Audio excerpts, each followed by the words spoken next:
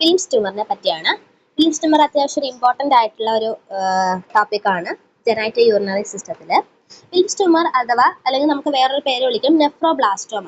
Wilms tumour അല്ലെങ്കിൽ nephroblastoma എന്ന് പറയുന്നത് ഹൈലി മാലിഗ്നന്റ് ആയിട്ടുള്ള എംബ്രിയോണൽ നിയോപ്ലാസമാണ്. അതായത് കുഞ്ഞ് ജനിക്കുന്നതിന് മുന്നേ എംബ്രിയോ ആകുന്ന സമയത്ത് ഉണ്ടാകുന്ന ഒരു ഹൈലി മാലിഗ്നന്റ് പെട്ടെന്ന് സ്പ്രെഡ് ആവാൻ പറ്റുന്ന ഒരു എംബ്രിയോണൽ നിയോപ്ലാസമാണ് എന്ന് പറയുന്നത് വിൽംസ് ട്യൂമർ എന്ന് പറയുന്നത്. It affects one or both kidneys. ഒന്നെങ്കിൽ ഒരു കിഡ്നിയിൽ മാത്രമായിട്ട് അഫക്ട് ചെയ്യാം, അല്ലെങ്കിൽ രണ്ട് കിഡ്നിയിലും കൂടെ ഒരുമിച്ച് അഫക്ട് ചെയ്യാം. ഇത് ഫസ്റ്റ് കണ്ടുപിടിച്ച ജർമ്മൻ ഡോക്ടറാണ് 1899. Fifth most common neoplasm in children ആണ് എന്ന് പറയുന്നത് വിൽംസ് ട്യൂമർ എന്ന് പറയുന്നത്. 6.5% ഓഫ് ചൈൽഡ്ഹുഡ് മലിഗ്നൻസിയിൽ 6.5% ചൈൽഡ്ഹുഡ് മലിഗ്നൻസിയിൽ 6.5% വിൽംസ് ട്യൂമർ ആണ് വരാറ്.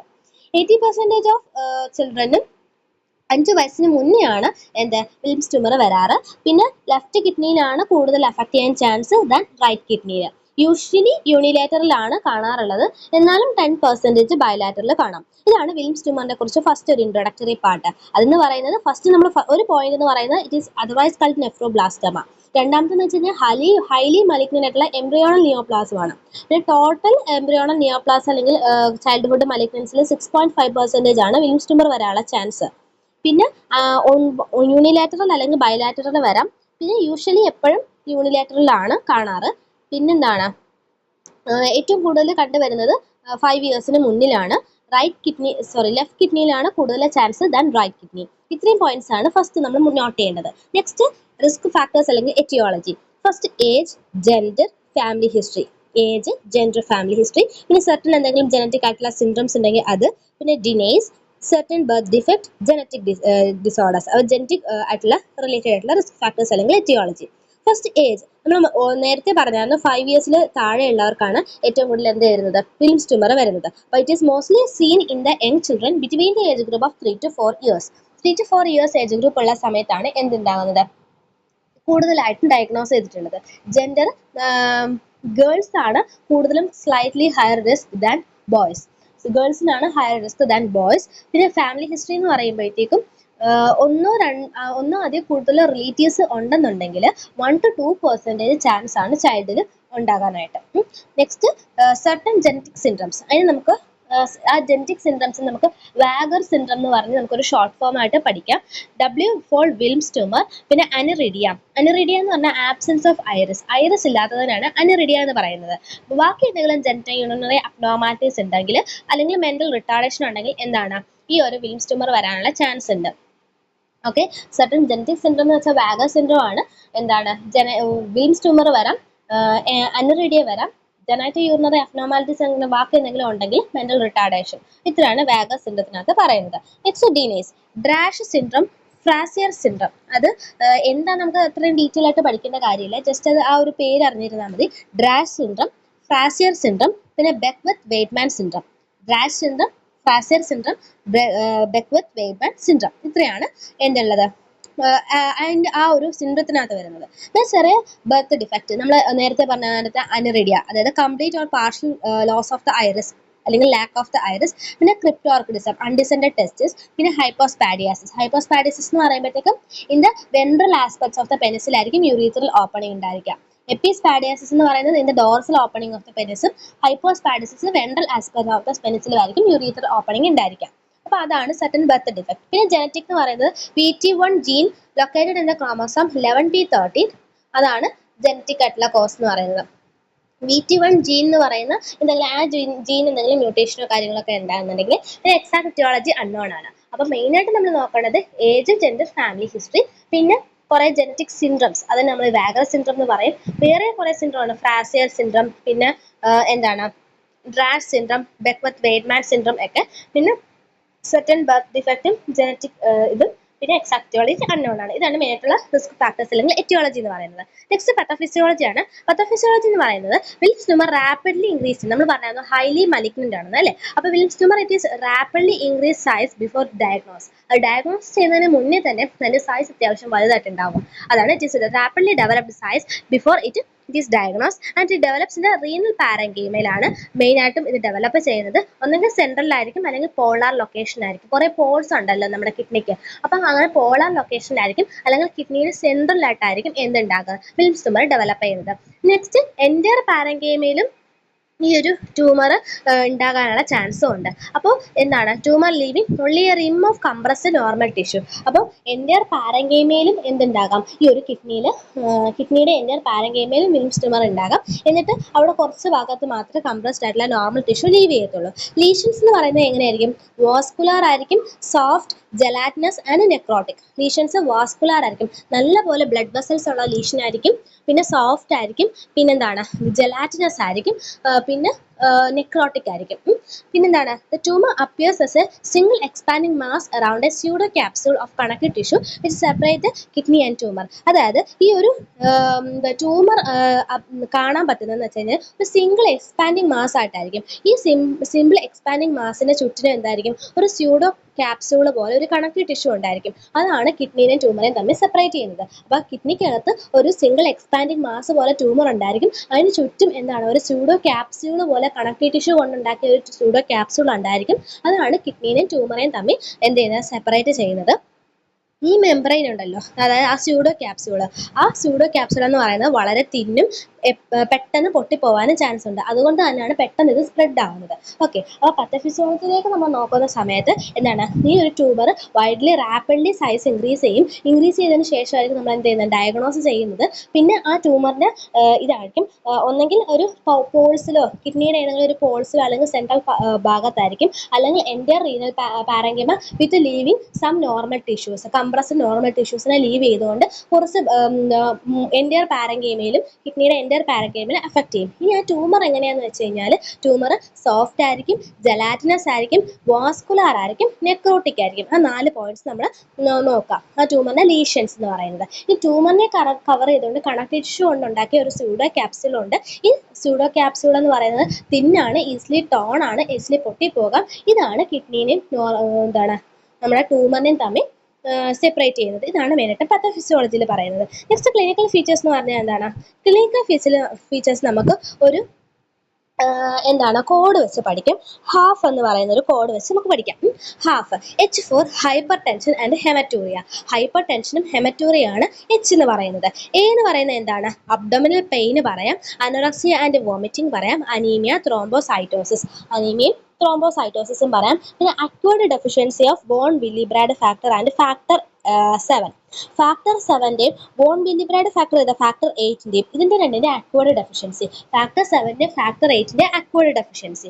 ഓക്കെ, അപ്പം പിന്നെ യൂഷ്വലി അസിംറ്റമാറ്റിക് ആണ്. ക്ലിനിക്കൽ ഫീച്ചേഴ്സ് നമ്മൾ നോക്കുമ്പോഴത്തേക്കും ഹാഫ് ആണ്. H എന്ന് പറയുന്നത് hyper tension and haematuria, urine in the blood ആണ്. എ എന്ന് പറയുമ്പോൾ യൂഷ്വലി അസിംറ്റമാറ്റിക് ആണ്. പിന്നെ acquired deficiency of the factor 8 and factor 7 വരാം. പിന്നെ അബ്ഡോമിനൽ പെയിൻ വരാം. വയറുവേദന ആകുമ്പോൾ നമ്മൾ എന്താണ്, ഒന്നും കഴിക്കത്തില്ല, വൊമിറ്റ് ചെയ്യാനുള്ള ചാൻസ് ഉണ്ട്, ഗ്യാസ് കയറിയിട്ട് അല്ലേ. അപ്പോൾ അബ്ഡോമിനൽ പെയിൻ ഉണ്ട്, അനോറക്സിയ ആൻഡ് വൊമിറ്റിങ്. അപ്പോൾ വൊമിറ്റ് ചെയ്ത് എന്തുണ്ടാകും, ഫുഡൊന്നും കഴിക്കാത്ത, അപ്പോൾ അനീമിയയും ത്രോംബോസൈറ്റോസിസും ഉണ്ടാകും. അതാണ് എയുടെ കാര്യം. നെക്സ്റ്റ് എൽ എന്ന് പറയുമ്പോൾ എന്താണ്, ലാർജ് അബ്ഡോമിനൽ മാസ് നമുക്ക് കിട്ടും. അതാണ് ലാർജ് അബ്ഡോമിനൽ മാസ് ആണ് എൽ എന്ന് പറയുന്നത്. ഓക്കെ, നെക്സ്റ്റ് എഫ് എന്ന് പറയുമ്പോൾ എന്താണ്, എഫ് ഫീവർ ആണ്. പിന്നെ ഒരു പിയും കൂടി ഉണ്ട്. പി എന്ന് പറയുന്നത് എന്താണ്, പോളിസൈത്തീമിയ ആണ് പി എന്ന് പറയുന്നത്. അതുകൂടാതെ യുറീത്രൽ ഒബ്സ്ട്രക്ഷനും ഹെമി ഹൈപ്പർപ്ലേസിയും ഉണ്ടാകാനുള്ള ചാൻസ് ഉണ്ട്. ക്ലിനിക്കൽ ഫീച്ചേഴ്സ് എന്ന് പറയുമ്പോഴത്തേക്കും ഹാഫ് എന്ന് പറയുന്ന ഷോർട്ട് ഫോം ആണ്. H ഹെമറ്റൂറിയ ഹൈപ്പർ ടെൻഷന് 2 എണ്ണേ ഉള്ളൂ. നെക്സ്റ്റ് എ എന്ന് പറയുമ്പോൾ അസിംറ്റമാറ്റിക് ആണ്. പിന്നെ acquired deficiency of the von Willebrand factor, that is factor 8 and factor 7 ഉണ്ട്. പിന്നെന്താണ്, അനോറക്സിയ, നോസിയ, വോമിറ്റിംഗ് ഉണ്ട്. അബ്ഡോമിനൽ പെയിൻ കാരണം ഒന്നും കഴിക്കത്തില്ല, അപ്പോൾ അനോറക്സിയ, നോസിയ, വോമിറ്റിംഗ് ഉണ്ടാകും.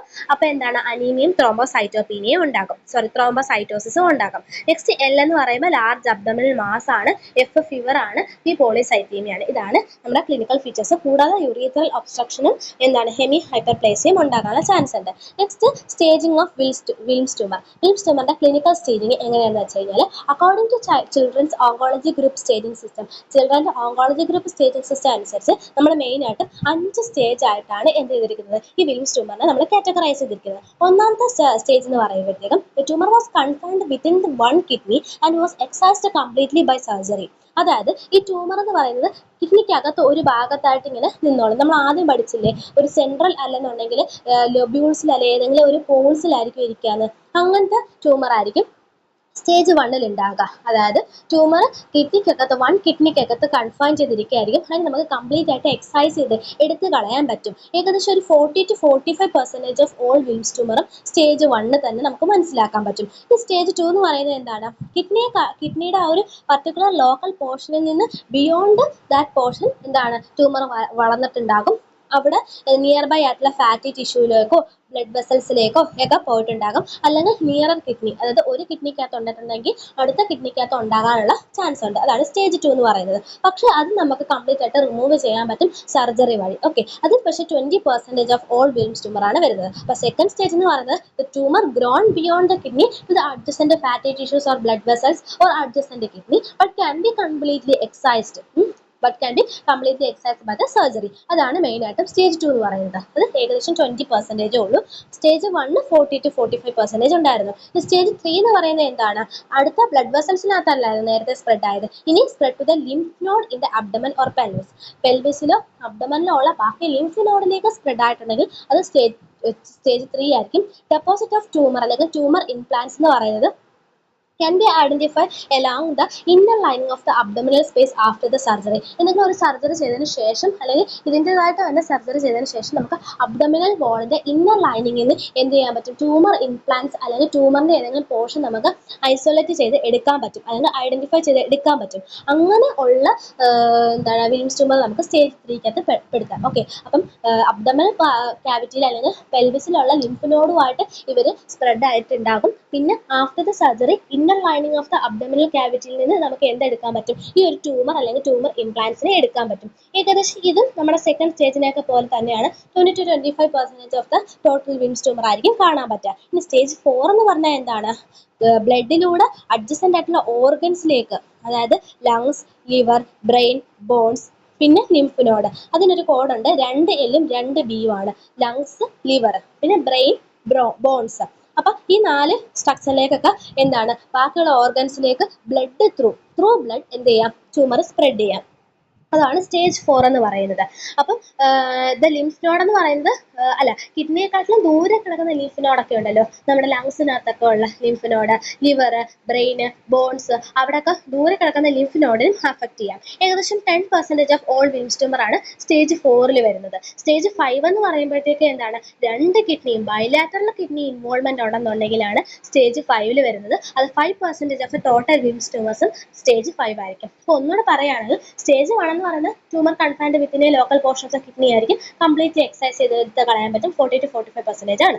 സെക്കൻഡ് എന്ന് പറയുന്നത് tumour has grown beyond the kidney to the adjacent ആയിട്ടുള്ള fatty tissues or blood vessels ആയിരിക്കും. പക്ഷേ ഇറ്റ് ക്യാൻ ബി കംപ്ലീറ്റ്ലി എന്താണ് റിമൂവ് ബൈ ദ സർജറി. അത് ഏകദേശം 20% കാണത്തുള്ളൂ. സ്റ്റേജ് 3 ആകുമ്പോഴത്തേക്കും അഡ്ജസന്റ് ലിംഫ് നോഡിലേക്ക് സ്പ്രെഡ് ചെയ്യും. അതായത് അബ്ഡോമിനൽ ക്യാവിറ്റി അല്ലെങ്കിൽ പെൽവിസിലുള്ള അഡ്ജസന്റ് ലിംഫ് നോഡ് ലിംഫ് നോഡിലേക്ക് അത് സ്പ്രെഡ് ആകും. ആൻഡ് ദ ട്യൂമർ എന്താണ് ഇംപ്ലാന്റ്സ് അല്ലെങ്കിൽ deposits of the tumour can be identify from the inner lining of the abdomen. അത് മോളത്തെ പോലെ 20-25% ടോട്ടൽ വിൽംസ് ട്യൂമർ ആണ്. സ്റ്റേജ് 4 എന്ന് പറയുമ്പോൾ tumour spread through the blood to the other organs, അല്ലെങ്കിൽ distant ആയിട്ടുള്ള ലിംഫ് നോഡിലേക്ക് സ്പ്രെഡ് ആകും. എന്തൊക്കെയാണ്, ലങ്സ്, ലിവർ, ബ്രെയിൻ, ബോൺ. പിന്നെ the lymph node that are further away from the kidneys, അതാണ് സ്റ്റേജ് 4. ഏകദേശം 10% കാണാറുള്ളൂ. ഏറ്റവും കുറവ് കാണുന്നത് സ്റ്റേജ് 5 ആണ്. ബൈലാറ്ററൽ കിഡ്നി ഇൻവോൾവ്മെന്റ് ആണ് 5% കാണുന്നത്. അപ്പോൾ ഇതാണ് clinical staging of Wilms tumour. വളരെ ഇമ്പോർട്ടന്റ് ആണ്, അതുകൊണ്ടാണ് ഞാൻ ഒന്നുകൂടെ എടുത്ത് പറഞ്ഞത്. ഓക്കെ, അടുത്തതാണ് ഡയഗ്നോസിസ്. നമ്മൾ എന്ത് ഡയഗ്നോസിസ് എഴുതിയാൽ എന്തിന്റെ ഡയഗ്നോസ് എഴുതിയാൽ first history collection, physical examination ചെയ്യുക. അപ്പോൾ ഹിസ്റ്ററി കളക്ഷൻ നമ്മൾ എന്ത് ചെയ്യുക, നമ്മൾ നേരത്തെ പഠിച്ച എറ്റിയോളജിക്കൽ ഫാക്ടേഴ്സ് ഇല്ലേ, ഏജ്, ജെൻഡർ, പിന്നെന്താണ് ഈ എന്താണ് ഫാമിലി ഹിസ്റ്ററി ഉണ്ടോ എന്നുള്ള കാര്യം ചോദിക്കുക, ജനറ്റിക് ആയിട്ടുള്ള എന്തെങ്കിലും സിംറ്റംസ് ഉണ്ടോ എന്ന് ചോദിക്കുക, അങ്ങനത്തെ കാര്യങ്ങളൊക്കെ ചോദിക്കുക. നെക്സ്റ്റ് ഫിസിക്കൽ എക്സാമിനേഷൻ ചെയ്യുന്ന സമയത്ത് എന്താണ്, നമ്മൾ കുറേ സിംറ്റംസ് പറഞ്ഞില്ലേ, അതായത് ഇപ്പോൾ ഹാഫ് പി എന്നുള്ള ആ ഒരു കോഡ് വെച്ചിട്ടുള്ള സിംറ്റംസ്, പോളിസൈത്തീമിയ ഉണ്ടോ, അല്ലെങ്കിൽ von Willebrand factor 7 deficiency വല്ലതും ഉണ്ടോ, പിന്നെ അനീമിയ വല്ലതും ഉണ്ടോ, അനറക്സിയ, നോസിയ, വൊമിറ്റിംഗ് വല്ലതും ഉണ്ടോ, അങ്ങനത്തെ കാര്യങ്ങളൊക്കെ നമ്മൾ ചോദിക്കുക. നെക്സ്റ്റ് ആണ് അബ്ഡോമിനൽ എക്സ്റേ. അബ്ഡോമിനൽ എക്സ്റേ നമ്മൾ ചെയ്ത് നോക്കുന്ന സമയത്ത് എന്താണ്, സോഫ്റ്റ് ടിഷ്യൂ ഒപ്പാസിറ്റി കാണാൻ പറ്റും. കിഡ്നി ഇരിക്കുന്ന ഏരിയ എവിടെ, റൈറ്റ് അപ്പർ ക്വാഡ്രന്റ് അല്ലേ. അപ്പോൾ ആ ഭാഗത്ത് ഒരു സോഫ്റ്റ് ടിഷ്യൂ ഒപ്പാസിറ്റി നമുക്ക് എന്ത് കാണാൻ പറ്റും, അബ്ഡോമിനൽ എക്സ്റേ എടുത്ത് നോക്കുമ്പോൾ കാണാൻ പറ്റും, soft tissue opacity. Next ultrasound സ്കാനിങ്ങും ഡോപ്ലറും ഒക്കെ ചെയ്യുന്ന സമയത്ത് ഏത് ഓർഗനിൽ നിന്നാണ് ഒറിജിൻ ചെയ്തിട്ടുള്ളത്, അതുപോലെ തന്നെ ഇൻവോൾവ്മെന്റ് ഓഫ് കോൺട്രലാക്ടുലർ കിഡ്നി, അടുത്തിരിക്കുന്ന കിഡ്നി ഇൻവോൾവ് ആയിട്ടുണ്ടോ, ഏത് കിഡ്നി അല്ലെങ്കിൽ ഏത് ഓർഗനിൽ നിന്നാണ് ഈ ഒരു ട്യൂമർ റൈസ് ചെയ്തിരിക്കുന്നത് എന്നൊക്കെ നമുക്ക് ഈ രണ്ട് കാര്യങ്ങളാണ് നമുക്ക് അൾട്രാസോണോഗ്രഫിയിൽ നിന്ന് കിട്ടുന്നത്. സി ടി സ്കാനിൽ നിന്ന് നമുക്ക് എന്ത് ഐഡന്റിഫൈ ചെയ്യാൻ പറ്റും, tumour extension to adjacent structure, adjacent സ്ട്രക്ചറിലേക്കൊക്കെ ട്യൂമർ പോയിട്ടുണ്ടോ സി ടി സ്കാൻ വെച്ചിട്ട് നമുക്ക് മനസ്സിലാക്കാൻ പറ്റും. ചെസ്റ്റ് എക്സ്റേയോ, നമ്മൾ രണ്ട് എക്സ്റേ എടുക്കണം, ചെസ്റ്റ് എക്സ്റേ എടുക്കണം, അബ്ഡോമിനൽ എക്സ്റേ എടുക്കണം. അബ്ഡോമിനൽ എക്സ്റേ ചെയ്യുമ്പോഴത്തേക്കും നമുക്ക് ഏരിയ ഓഫ് ദ കിഡ്നിയിൽ ഒരു സോഫ്റ്റ് ടിഷ്യൂ അപ്പാസിറ്റി കാണാൻ പറ്റും. ചെസ്റ്റ് എക്സ്റേ എടുക്കുമ്പോഴത്തേക്കും നമുക്ക് പൾമണറി മെറ്റാസിസ് അല്ലെങ്കിൽ ലങ് ഇൻവോൾവ്മെന്റ് ഉണ്ടോ എന്ന് നമുക്ക് അറിയാൻ പറ്റും. പിന്നെ ബാക്കിയുള്ള ഓർഗൻസ് ഒക്കെ ഇൻവോൾവ്മെന്റ് ഉണ്ടോ എന്ന് അറിയാൻ വേണ്ടി നമ്മൾ അൾട്രാസോണോഗ്രഫിയും ഡോപ്ലർ എടുത്ത് നോക്കുമ്പോഴത്തേക്കും നമുക്ക് കോൺട്രോലാക്ടുലർ കിഡ്നീസും ഓർഗന്റെ ഒറിജിനും നമുക്ക് അറിയാൻ പറ്റും. അഡ്ജസൻറ്റ് സ്ട്രക്ചറിലേക്ക് ട്യൂമർ പോയിട്ടുണ്ടോ എന്ന് അറിയാൻ വേണ്ടി സി ടി സ്കാൻ എടുത്ത് നോക്കണം.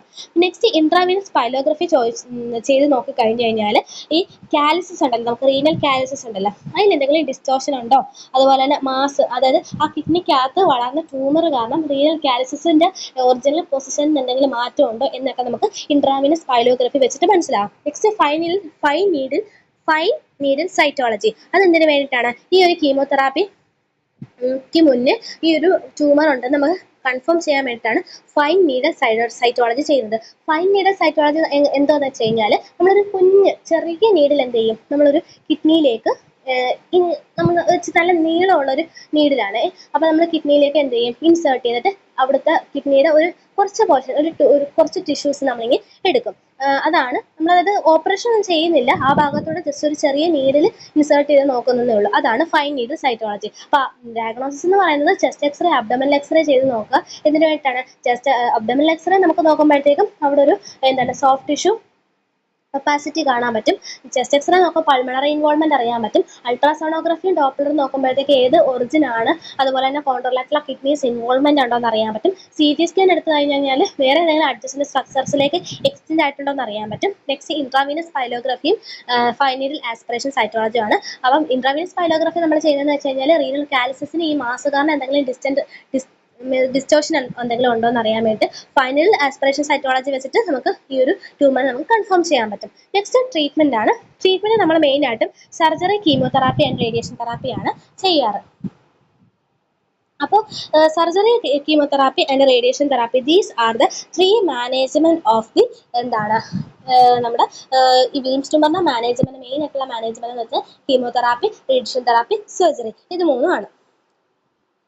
റേഡിയേഷൻ തെറാപ്പി എന്ന് പറയുമ്പോഴത്തേക്കും നമ്മുടെ ഈ ഒരു വിൽംസ് ട്യൂമർ ഇല്ലേ, അത് ചിലപ്പോൾ ബൈലാറ്ററൽ ആയിരിക്കും, വലിയ സൈസ് ഒക്കെ ആയിരിക്കും. അതെന്ന് വെച്ചാൽ നമുക്ക് ഓപ്പറേറ്റ് ചെയ്ത് കളയാൻ പറ്റാത്ത വലിയ സൈസിലും രണ്ട് കിഡ്നിയിലും ഒക്കെ കാണും. അപ്പോൾ ഇച്ചിരി കൂടെ കോംപ്ലിക്കേറ്റഡ് ആയിരിക്കും. അപ്പോൾ എന്താ അങ്ങനത്തെ കേസിൽ നമ്മൾ എന്ത് ചെയ്യും, റേഡിയേഷൻ തെറാപ്പി നമ്മൾ ഉപയോഗിക്കും. എന്നിട്ട് ട്യൂമർ സൈസ് കുറയ്ക്കും നല്ല രീതിയിൽ. It helps in the regression of tumour cells. Surgery perform ചെയ്യുന്നതിന് മുന്നേ നമ്മൾ റേഡിയേഷൻ കൊടുക്കും. എന്തിനു വേണ്ടിയിട്ടാണ്, ലാർജ് ആയിട്ടുള്ള ഈ ബൈലാറ്ററൽ ആയിട്ടുള്ള ട്യൂമറിന്റെ ഒക്കെ സൈസ് കുറയ്ക്കാൻ വേണ്ടിയിട്ട്. നെക്സ്റ്റ് ആണ് കീമോതെറാപ്പി. കീമോതെറാപ്പി എന്ന് പറയുന്നത് നമ്മൾ ഒബ്ജക്റ്റീവ് കീമോതെറാപ്പിയാണ് കൊടുക്കുന്നത്. ആ ഒരു മെറ്റാസ്റ്റാറ്റിക് ലീഷന് വേണ്ടിയിട്ട് ആണ് കീമോതെറാപ്പി കൊടുക്കുന്നത്, objective chemotherapy. It may be exist and to destroy any tumour cells in the blood stream before they become implanted and grow. അതായത് ട്യൂമർ സെൽസ് ഏതെങ്കിലും ഒരു പർട്ടിക്കുലർ ഓർഗനിലേക്കോ അല്ലെങ്കിൽ പർട്ടിക്കുലർ ഭാഗത്തേക്കോ ഇംപ്ലാന്റ് ചെയ്ത് അവിടെ തന്നെ തങ്ങി നിന്ന് അവിടെ പുതിയൊരു ട്യൂമർ സെൽസ് ആയിട്ട് വളരാൻ അനുവദിക്കാതെ അങ്ങനെ വളരുന്നതിന് മുന്നേ തന്നെ എന്ത് ചെയ്യും, നമുക്ക് ഈ കീമോതെറാപ്പി യൂസ് ചെയ്തുകൊണ്ട് തന്നെ ബ്ലഡിലോ എവിടെയാണെന്ന് വെച്ച് കഴിഞ്ഞാൽ അവിടെയുള്ള എല്ലാ ക്യാൻസർ സെൽസിനും നമുക്ക് നശിപ്പിക്കാൻ പറ്റും. അതാണ് കീമോതെറാപ്പിയിൽ നമ്മൾ ചെയ്യുന്നത്. ഇവിടെ നമ്മൾ മെയിനായിട്ട് ഉപയോഗിക്കുന്ന 3 ഡ്രഗ്സ് ആണ് ആക്ടിനോമൈസിൻ ഡി, ഡോക്സോറൂബിസിൻ ആൻഡ് വിൻക്രിസ്റ്റിൻ. ഈ 3 ഡ്രഗ്സ് ആണ് നമ്മൾ യൂസ് ചെയ്യുന്നത്. ഓക്കെ, വാഡ് എന്ന് ഓർത്താൽ മതി, vincristine, actinomycin and doxorubicin, വാഡ്. Okay, അപ്പം നമ്മൾ കീമോതെറാപ്പിക്ക്, വിൽംസ് ട്യൂമറിലെ കീമോതെറാപ്പിക്ക് യൂസ് ചെയ്യുന്നത് വാഡ് ആണ്, എന്ത് vincristine, actinomycin and doxorubicin. Okay, doxorubicin, actinomycin D and vincristine ആണ് കീമോതെറാപ്പിക്ക് യൂസ് ചെയ്യുന്നത്. അത് മെറ്റാസ്റ്റാറ്റിക് ലീഷൻസിനെ എന്ത് ചെയ്യും, ഡിസ്ട്രോയ് ചെയ്യും. And it helps to prevent the implantation and growth of the tumour cells.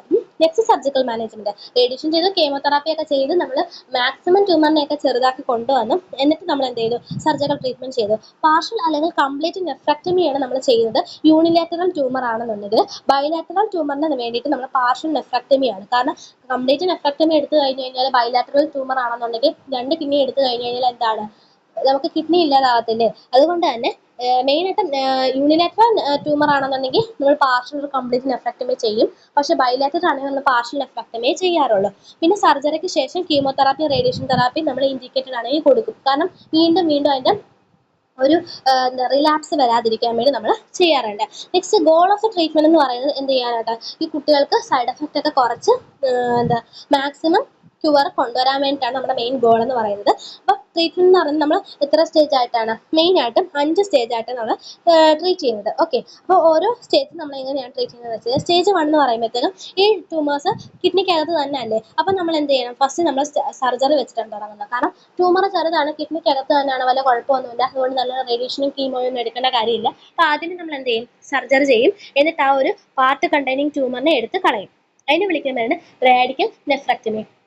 Part of the kidney that involve the tumour are removed. Excise ചെയ്തിരിക്കുന്നു. അതാണ് എന്താ റാഡിക്കൽ നെഫ്രക്ടമി എന്ന് പറയുന്നത്. ഈ സമയത്ത് കുട്ടികളെ നല്ല രീതിയിൽ ക്ലോസ് മോണിറ്ററിങ് ആൻഡ് ഒബ്സർവേഷൻ വേണം. കാരണം റിക്കറൻസ് ഉണ്ടാകാനുള്ള ചാൻസ് വളരെ കൂടുതലാണ്. അതുകൊണ്ട് തന്നെ നമ്മൾ ഈ ഒരു സർജറിക്ക് ശേഷം നമ്മൾ കീമോതെറാപ്പി സ്റ്റാർട്ട് ചെയ്യും. ആക്ടിനോമൈസിൻ ഡിയോ വിൻക്രിസ്റ്റിനോ നമ്മൾ സ്റ്റാർട്ട് ചെയ്യും. ഡോക്സോറബിസിന്റെ കാര്യം ഇവിടെ പറയുന്നില്ല.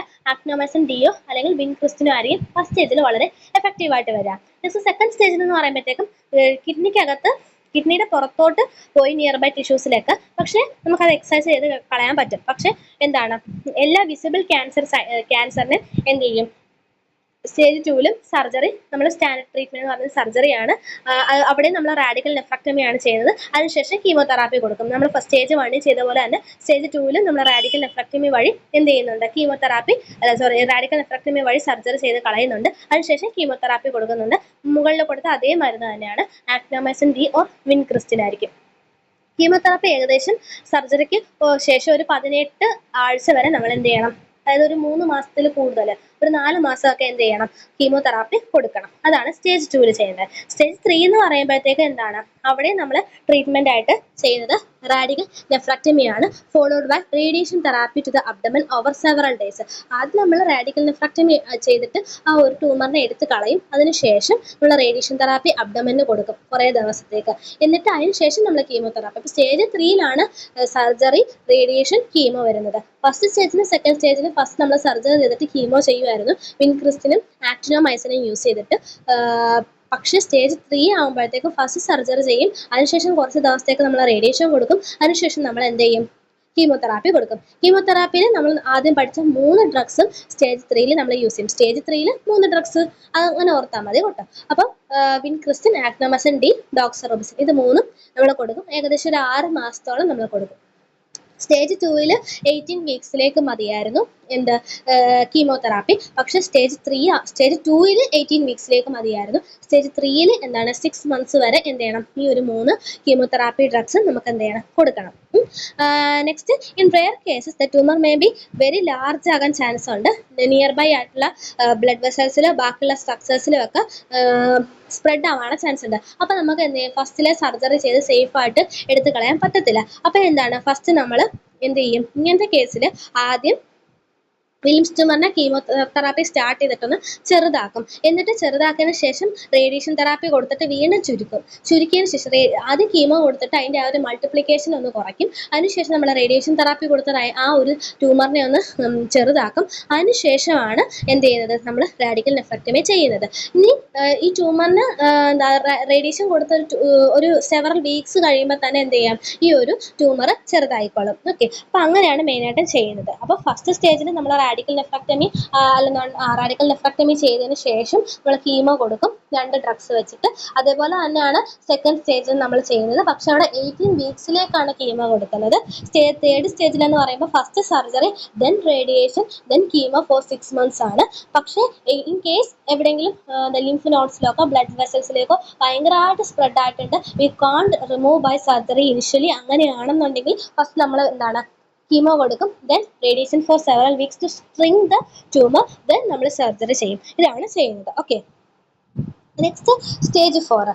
Chemotherapy is started after the surgery. If radiation was not given before surgery, it is given after the surgery. Okay, അപ്പോൾ എന്ന് വെച്ച് കഴിഞ്ഞാൽ കീമോതെറാപ്പി നമ്മൾ സർജറിക്ക് ശേഷമാണ് നമ്മൾ എന്ത് ചെയ്യുന്നത്, തുടങ്ങുന്നത്. പക്ഷേ റേഡിയേഷൻ എന്ന് പറയുന്നത് ഒരിക്കലും സർജറിക്ക് മുന്നേ നമ്മൾ കൊടുക്കാൻ പാടില്ല. അത് മെയിനായിട്ടും യൂഷ്വലി നല്ല സർജറിക്ക് ശേഷമാണ് കൊടുക്കുന്നത്. വലിയ കുട്ടികളുടെ, കൊച്ചു കുട്ടികളുടെ കാര്യമാണ് ഈ പറയുന്നത്. വലിയൊരു ഓൾഡർ ചിൽഡ്രൻ ആണെന്നുണ്ടെങ്കിൽ വലിയ കുഴപ്പമൊന്നുമില്ല. Next stage 4. സ്റ്റേജ് 4 എന്ന് പറയുമ്പോഴത്തേക്കും ഈ ട്യൂമർ എന്താണ് ഡിസ്റ്റന്റ് പാർട്സ് ഓഫ് ദ ബോഡിയിൽ ഡയഗ്നോസ് ചെയ്യുന്ന സമയത്ത് തന്നെ എന്നിട്ടായിരിക്കും പല ഡിസ്റ്റന്റ് പാർട്സിൽ ഓഫ് ദ ബോഡി, നമ്മൾ പറഞ്ഞ ലങ്സ്, ലിവർ, ബ്രെയിൻ, ബോൺ, അവിടെയൊക്കെ എന്തുണ്ടായിരിക്കും, സ്പ്രെഡ് ചെയ്തിട്ടുണ്ടായിരിക്കും. അപ്പോൾ എന്താണ് സ്റ്റാൻഡേർഡ് ട്രീറ്റ്മെന്റ് ആയിട്ടുള്ള സർജറി ഇല്ലേ, റേഡിക്കൽ നെഫ്രോക്ടമി, അത് നമ്മൾ ചെയ്യും. ഫോളോഡ് ബൈ റേഡിയേഷൻ നമ്മൾ അബ്ഡമനിലേക്ക് കൊടുക്കും.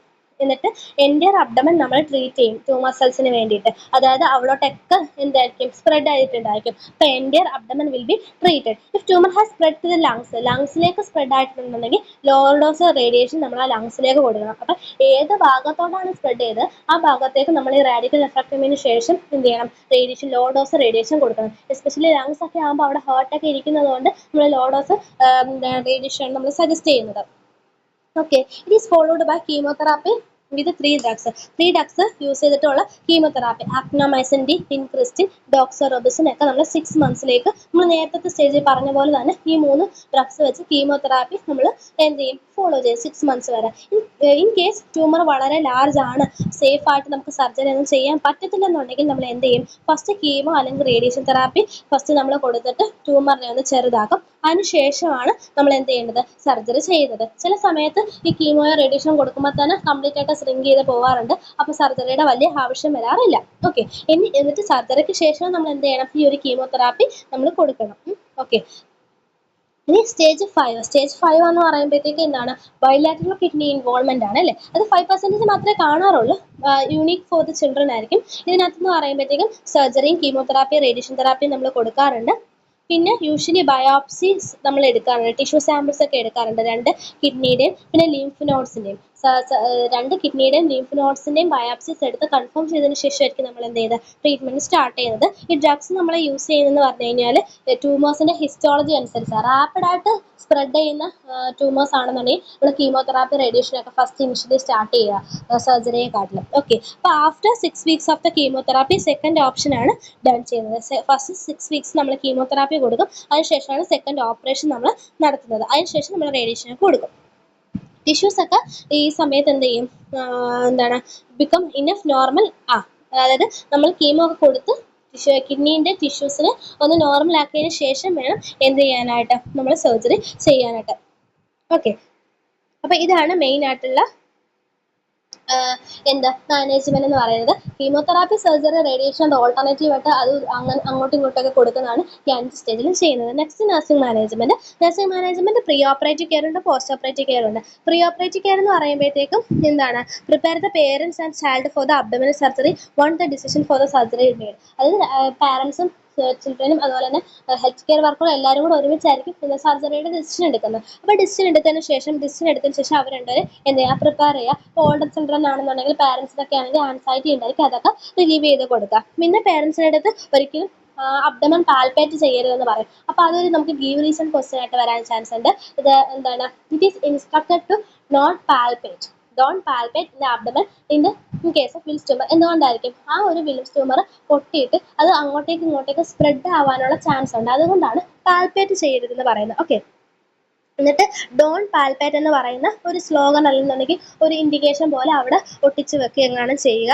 എന്തിനു വേണ്ടിയിട്ടാണ്, എല്ലാവർക്കും ഡേഞ്ചർ ആണെന്ന് അറിയാൻ വേണ്ടിയിട്ട്. ചൈൽഡ് അത്യാവശ്യം വയസ്സുള്ള മീൻസ് അത്യാവശ്യം മനസ്സിലാക്കാൻ പറ്റുന്ന കുട്ടിയാണെന്നുണ്ടെങ്കിൽ പോസ്റ്റ് ഓപ്പറേറ്റീവ് ട്യൂബ്സ്, ആ കുട്ടിയിൽ പ്ലേസ് ചെയ്തിരിക്കുന്ന പോസ്റ്റ് ഓപ്പറേറ്റീവ് ട്യൂബ്സിനെ കുറിച്ചും ലാർജ് ഇൻസിഷൻ ഡ്രസ്സിങ്സ് ഒക്കെ എന്തൊക്കെയാണെന്നുള്ളത് കാര്യങ്ങൾ പറഞ്ഞു കൊടുത്ത് പ്രിപ്പയർ ആക്കി വെക്കുക. പിന്നെ എന്താണ്, കുട്ടീനെ തിരിച്ചു കിടത്തുന്ന സമയത്തോ ഹാൻഡിൽ ചെയ്യുന്ന സമയത്തോ ഓവർ പ്രഷർ ഒന്നും അബ്ഡമനിൽ കൊടുക്കാൻ പാടില്ല. അതും എന്ത് ചെയ്യാണ്, പൊട്ടാനുള്ള ചാൻസ് ഉണ്ട്. അതാണ് pre operative care. Pre operative care മൊത്തത്തിലൊന്നുമില്ല, സൈക്കോളജിക്കൽ സപ്പോർട്ട് കൊടുക്കുക എന്നുള്ളതാണ്. പിന്നെ ഇൻഫർമേഷൻസ് കാര്യങ്ങളൊക്കെ പ്രോപ്പറായിട്ട് കമ്മ്യൂണിക്കേറ്റ് ചെയ്യുക. ഏറ്റവും ഇമ്പോർട്ടൻ്റ് ആയിട്ടുള്ള സാധനമാണ് ഡോൺ പാൽപ്പറ്റ് എന്ന് പറയുന്ന സ്ലോഗൻ എഴുതി ഒട്ടിക്കുക എന്നുള്ളത്. നെക്സ്റ്റ് പോസ്റ്റ് ഓപ്പറേറ്റീവ് കെയർ എന്ന് പറയുമ്പോഴത്തേക്കും എന്താണ് റീനൽ ഫംഗ്ഷനിങ് നല്ല ക്ലോസ്ലി മോണിറ്റർ ചെയ്യണം. എല്ലാ ദിവസവും RFT LFT കാര്യങ്ങളൊക്കെ മോണിറ്റർ ചെയ്തുകൊണ്ടിരിക്കണം. നെക്സ്റ്റ് വെയിറ്റ് ചേഞ്ചസ്, വെയിറ്റിന് എന്തെങ്കിലും ചേഞ്ചസ് ഉണ്ടോ നമ്മൾ മോണിറ്റർ ചെയ്യണം. ഇൻടേക്ക് ഔട്ട്പുട്ട് ചാർട്ട് നമ്മൾ നോക്കണം. പിന്നെ സർക്കുലേറ്ററി ഓവർലോഡിൻ്റെ സയൻസ് വല്ലതും ഉണ്ടെന്നുണ്ടെങ്കിൽ അത് നമ്മൾ